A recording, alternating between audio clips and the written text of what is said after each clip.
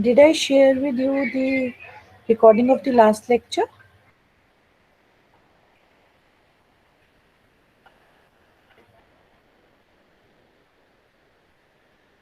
Okay, so good afternoon, everybody. We are going to start with uh, a discussion on the similarities and dissimilarities today. I'm going to be presenting my screen. Please let me know when my screen is visible to you.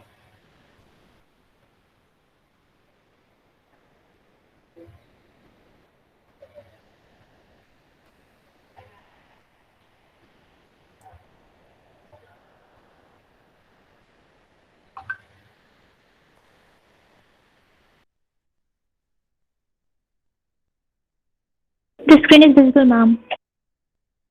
Okay, thank you, Vita.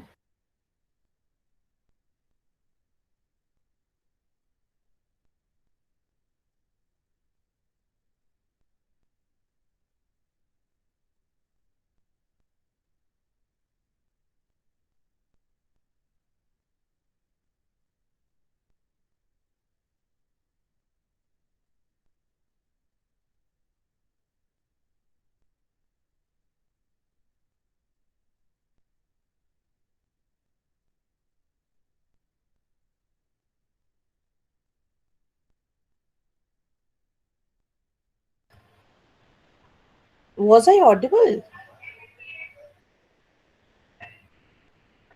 No, ma'am.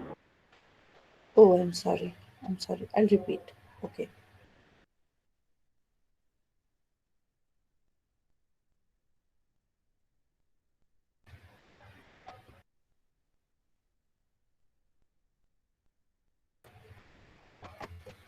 Okay, so we will be discussing similarities and dissimilarities today. However, I wanted to discuss standardization and normalization with you again.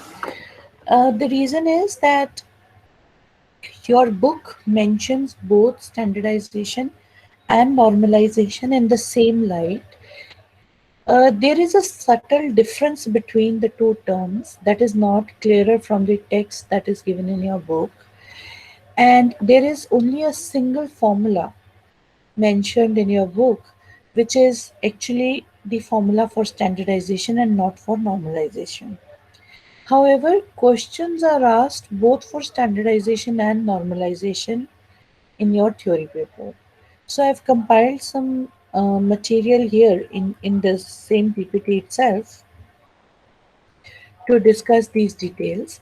So please see first of all what is normalization. Normalization is essentially, see, the goal of standardization and normalization is more or less the same, and that is why the terms are sometimes used interchangeably, although there are, as I mentioned, subtle differences and the formula are different. Now, normalization generally means restricting the values of the domain of a particular variable between 0 and 1. Okay.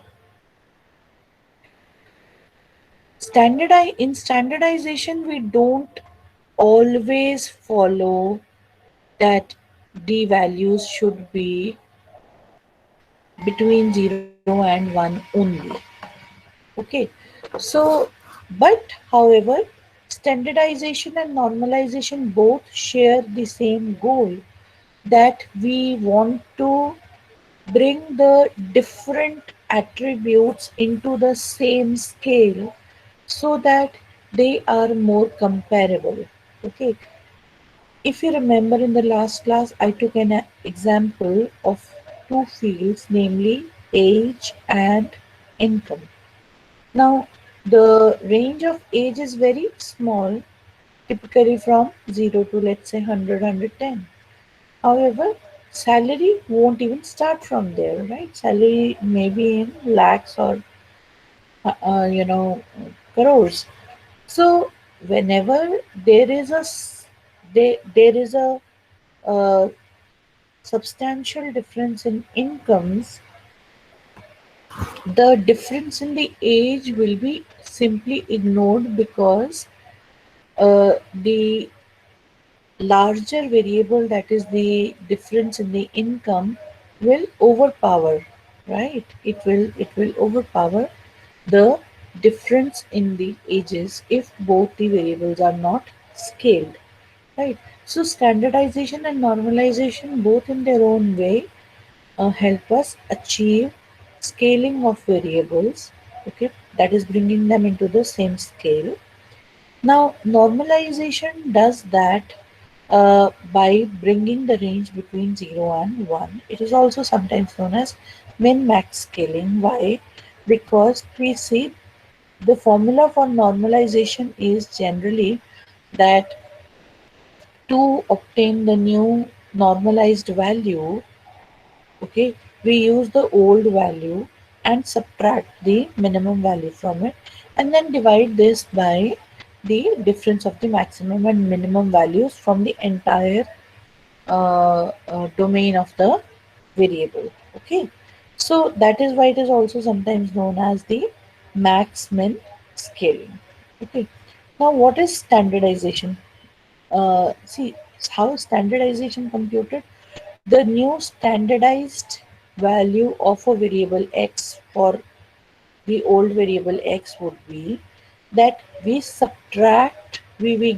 obtain the mean and standard deviation of the entire column of this variable x, and from each value we subtract the mean and then divide it by the standard deviation.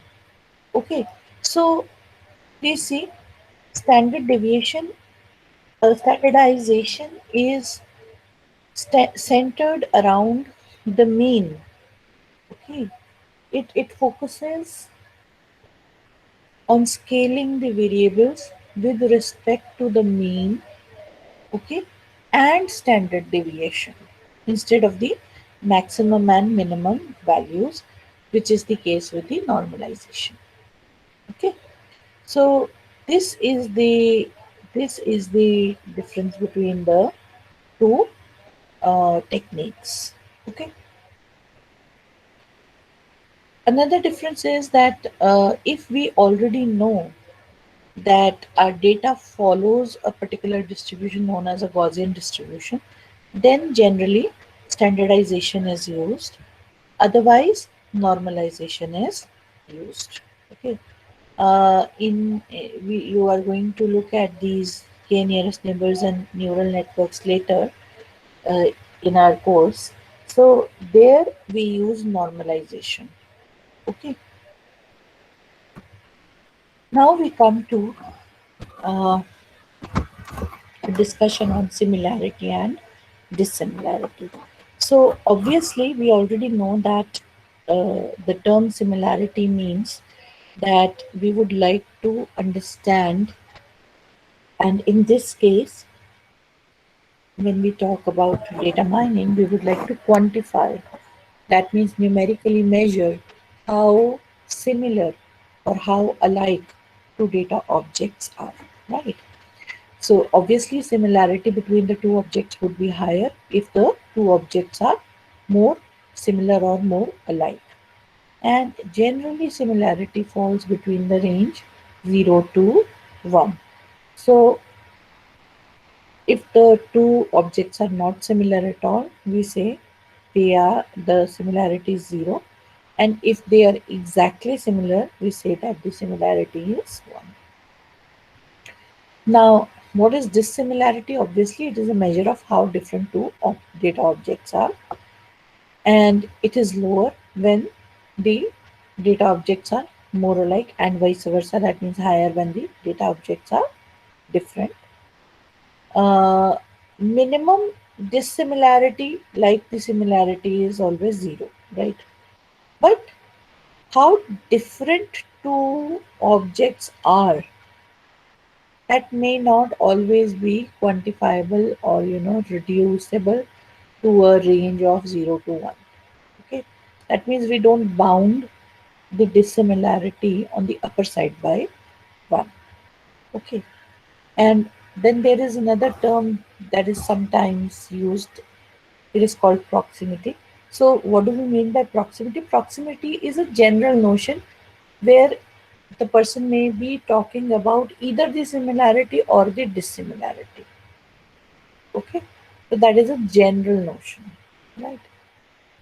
We will be looking at how to quantify similarity and dissimilarity between the different types of variables that we have studied already.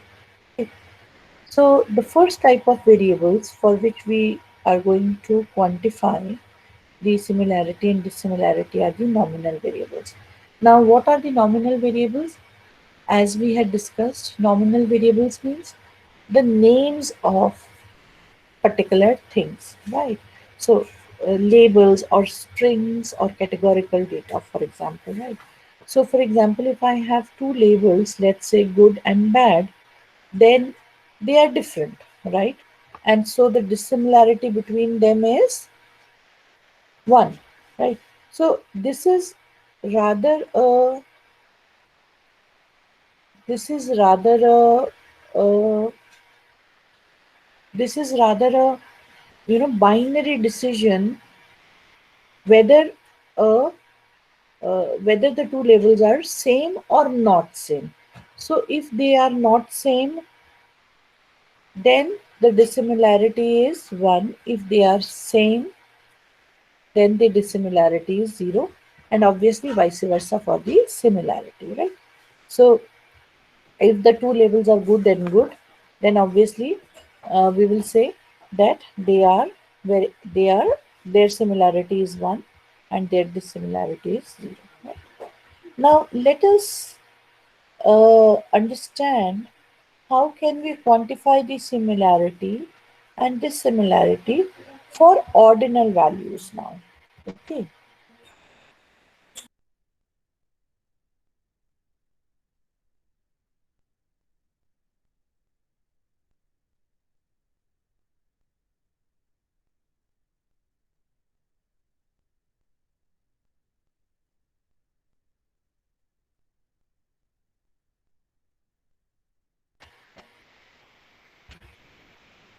Okay.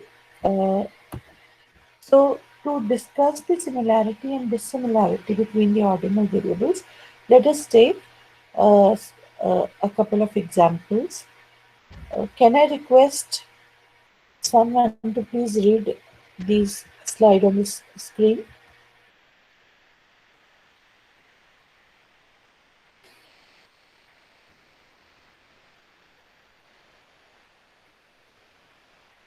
Ishika, will you read? Yes, ma'am. Thank you, Beta. Yeah. Similarity and dissimilarity between ordinal variables. For objects with a single ordinal attribute, the situation is more complicated because information about order should be taken into account. Consider an attribute that measures the quality of a product. Example, a candy bar on the scale poor, fair, okay, good, or wonderful. It would seem reasonable that a product P1, which is rated wonderful, would be closer to a product P2, which is rated good, than it would be to a product P3, which is rated okay. Is To this make this clear, Beta? observation, Is this clear to everybody? yes, ma'am. Okay. Yeah, Ishika, continue. To make this observation quantitative, the values of the ordinal attribute are often mapped to successive integers, beginning at 0 or 1. Example, poor equals to 0, fair equals to 1, okay is 2, good is 3, and wonderful is 4. Then d of p1 p2 equals to 3 minus 2 equals to 1. Or if we want the dissimilarity to fall between 0 and 1, d of p1 p2 is equals to 3 minus 2 by 4 equals to 0.5. A similarity for ordinal attributes can then be defined as S equals to 1 minus 2. So what do we do is, see, when we have ordinal variables, then we may not be just referring to the numerical variables, right? So we may be referring to a bunch of labels which are very subjective. For example, they are talking about a candy bar in this example. which could be rated on this scale by different people, that is poor, fair, okay, good, or wonderful. So, how to quantify the ratings which have been given by the people? So, typically, what is done is that these values, uh, these labels, which are ordinal in nature, they are converted into equivalent numerical values, okay, continuous, okay, preserving the order, okay. So 0, 1, 2, 3, 4, or it may be 0, 2, 4, 6, 8, or 10, 20, 30, 40, 50, but the interval, we generally keep the same, and which is also debatable, by the way. But what is mandatory is that I cannot assign 10 to this, 20 to this, and 30 to this, right? So the order has to be preserved, right? So we assign values to these labels, and then after that, uh, the simple computation between, let's say, a child who has rated the candy bar as fair and another one who has rated the candy bar as poor would be, let's say, 2 minus 1 is equal to 1. Okay.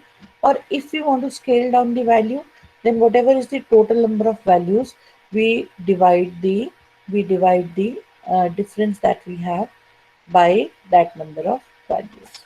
Okay. So this is we see this is reflected here. So P minus Q are the two values corresponding to the labels that we are talking about, and N is the total number of labels that our ordinal variable is assumed on.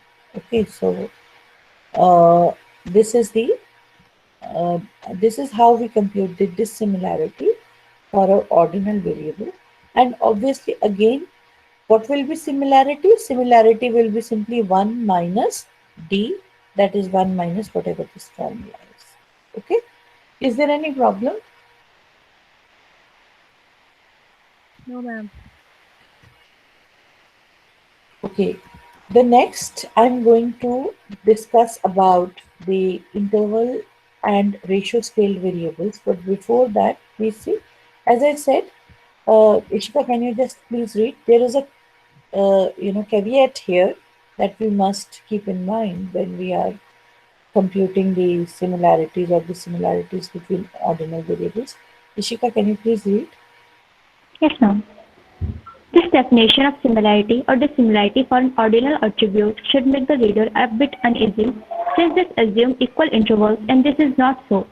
Otherwise, we would have an interval or ratio attribute. Is the difference between the values fair and good really the same as said between the values okay and wonderful? Probably not. But in practice, our options are limited. And in the absence of more information, this is the standard approach for defining proximity between ordinal attributes. Is this clear to you? What Ishika has read, is this clear? Exactly the same thing that I just remarked, that people, when they are subjectively, hello, yes, did someone want to say something? Okay, so when see when people describe something good, it's good for them. It's wonderful may mean, you know, uh, very, very, you know, uh, very better, uh, you know, description than good. But we are very, it is very difficult to arbitrarily, say that this is 1, this is 2, this is 3, this is 4, and this is 10. Okay, so we generally keep these intervals same. Okay, for us it is very difficult unless and until the user or the client demands it.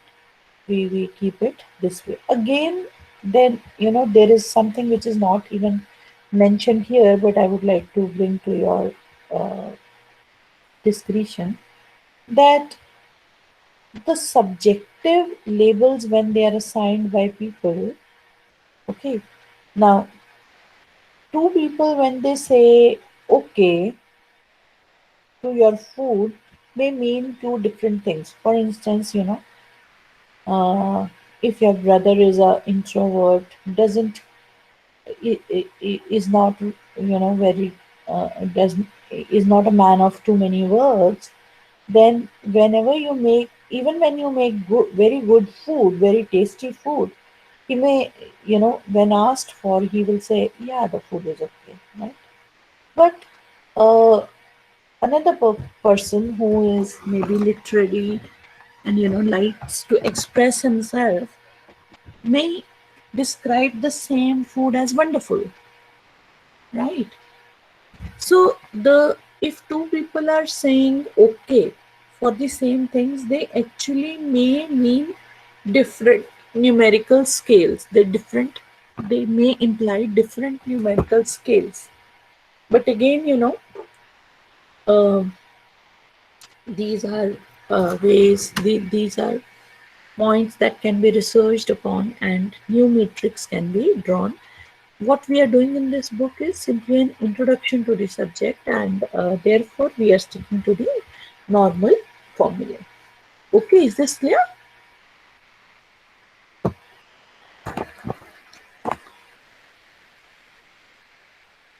Okay, so now I go on to the dissimilarity between the ratio scale and interval values. Here, Ishika, please read.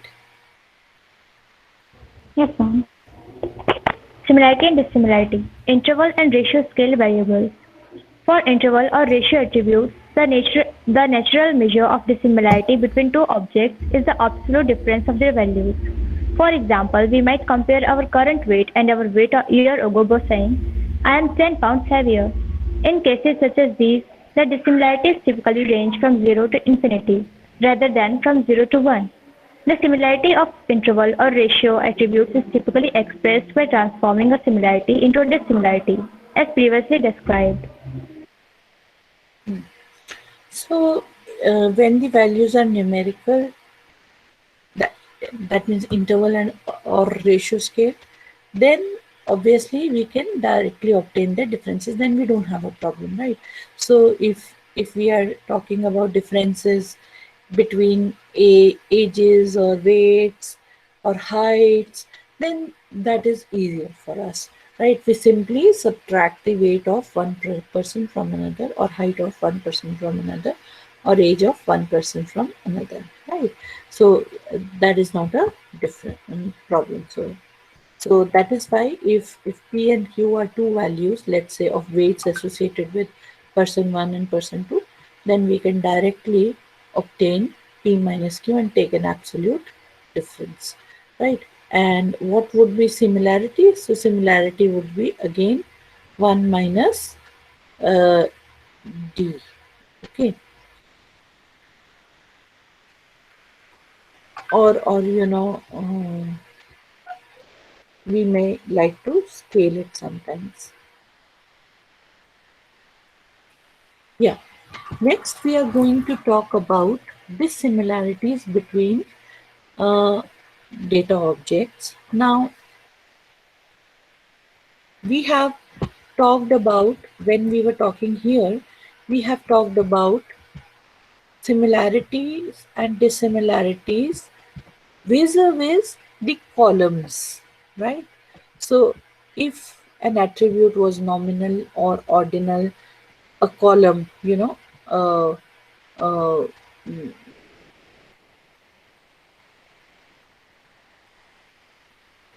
particular characteristic, right? For example, a name, if we had two names which were to be compared, then they would have been nominal. If there were some ratings, then they would have been ordinal. If we had some numerical attributes such as age, weight, height, etc., or salary, then they would have fallen in this uh, category, right? Now, what we are trying to discuss is the dissimilarities uh, and therefore also similarities. Similarity is always 1 minus d, where d denotes dissimilarity. So, now we are going to talk about the dissimilarities among different data objects. So, data objects means rows or records of data. Okay, rows or records of data. That means if I have a student database and each row corresponds to a record of a student, then how to compute similarity or dissimilarity between two students, quantify. Okay, now this is as we would understand intuitively, this is a very difficult task otherwise, right? Because two records represent two students, so how would you quantify, in what terms would you be able to quantify the dissimilarity or similarity? Okay, so for that we use different distances. Okay, uh, the first one in this series is a Euclidean distance. This is very important. All these things are very important. I think somebody's mic is on. Can I please request uh, Mamta?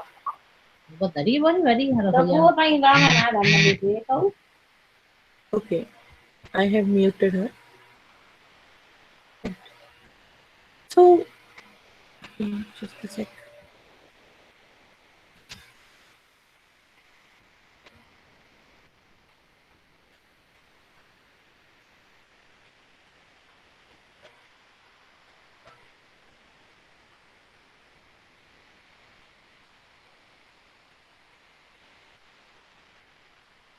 Okay, so these are very important questions. Now, for example, in your theory paper, you may get a question uh, wherein you are given certain values, you are given an attribute, okay, and you are given certain values for it, such ratings such as this, okay, and you are asked to compute the uh, uh, differences or distances, okay. So you can refer to the questions given specially at the back of your chapter in the textbook to have a practice of such questions, okay. Now, next is the Euclidean distance. So, how to compute Euclidean distance? So, Euclidean distance is simply, please see, if I have 2 points, if these are the records of people in my database, uh, which I am visualizing in a two dimensions, okay. Uh, the first record is denoted by point P1, and then the second record by point P2, and so on. So these are the corresponding points, okay. So we are assuming that there are only two variables for each data record, okay. So these are the different records, right? Now, how do I compute the difference? So ideally what we do is we draw a matrix called the distance matrix, where these points are listed both in the columns and the rows. Okay. Now we compute the distance of point P1 from all these points here. Obviously, even after computation, the distance between this same points, for example, P1 and P1 will always be 0. And so you find that the diagonal of this matrix will always be 0. Okay. And also please see that this matrix is going to be symmetric. That means the difference between the distance between P1 and P2, since the distance between P1 and P2 and P2 and P1 will always be same, right? So you see that, we will have same values if we look at the upper triangular and the lower triangular matrices. They will be identical. So this is gonna be always gonna be a distance matrix is always gonna be a symmetric matrix. So you just need to maybe compute these values, that is the upper triangular values. Now how to compute these values? So if we are using Euclidean distance, now this distance matrix will be computed for all the distances that we are talking about. Okay, if we are talking about the Euclidean distance, then the formula that we use is this. Okay, what it simply does is, please see. So 0, each point is subtracted from its corresponding point. If I'm doing P1 minus P2, then 0 minus 2 ka whole square. See, 0 minus 2 ka whole square, right? Plus now k becomes 2. That means we go to this second point. 2 minus 0 ka whole square. Okay, right? Ka under root.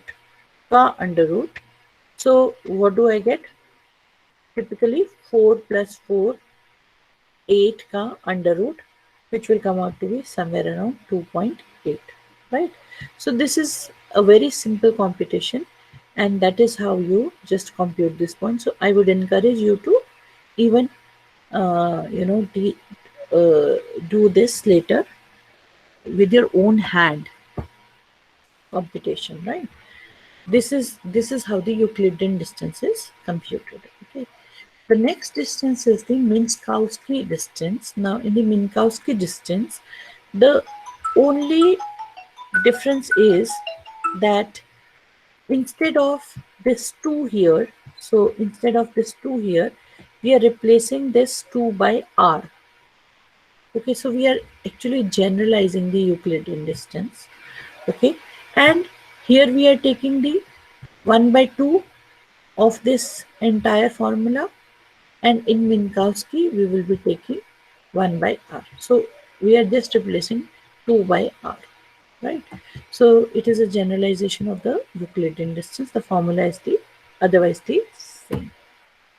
Now please see, uh, in turn now, when r is equal to 1, then the Minkowski distance is known by the name of city block or Manhattan distance. It is also sometimes known as taxi cab or L1 norm distance.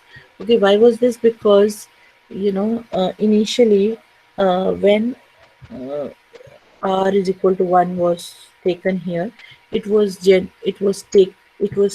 to measure the distances within one block in the Manhattan. Okay, that is why. So the name continued. Okay, and we've just seen that if r is equal to 2, then it becomes the Euclidean distance.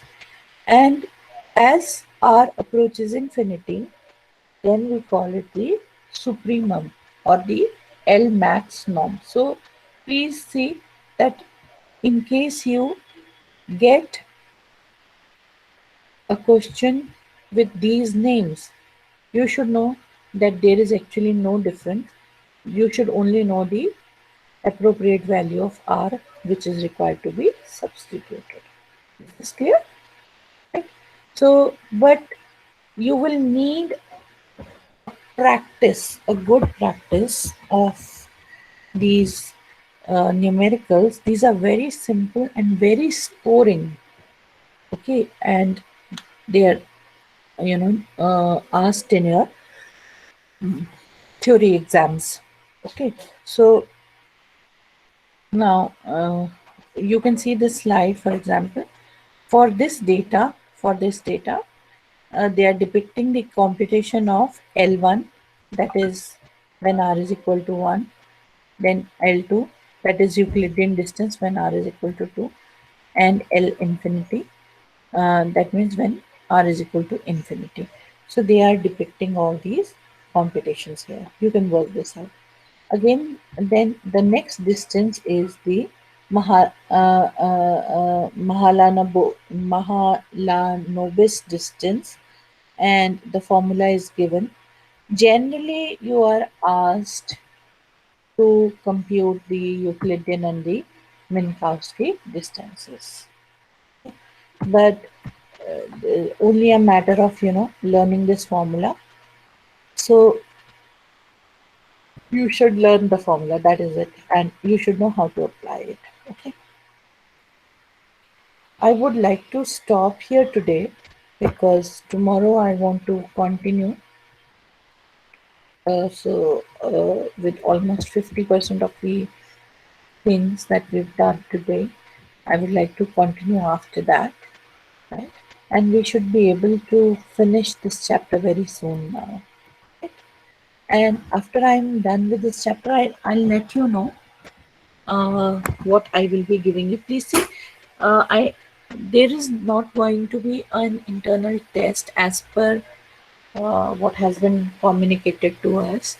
So you will be given two assignments, okay, which you will have to submit. I will give you ample time for that, okay, at least 4 or 5 days to submit that. But at this moment, I'm waiting for some more to cover some more course, so that a significant portion can be covered in each assignment, and you are able to practice that portion well.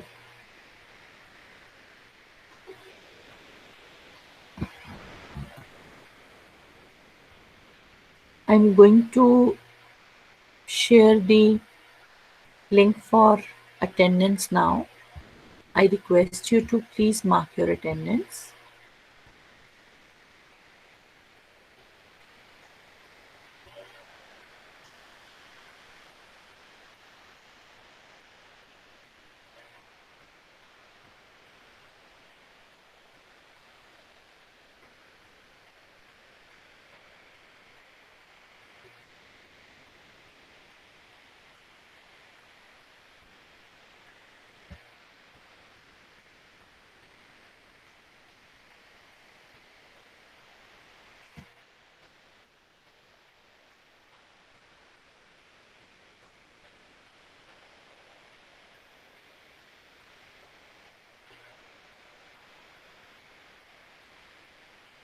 You're welcome, Surabhi.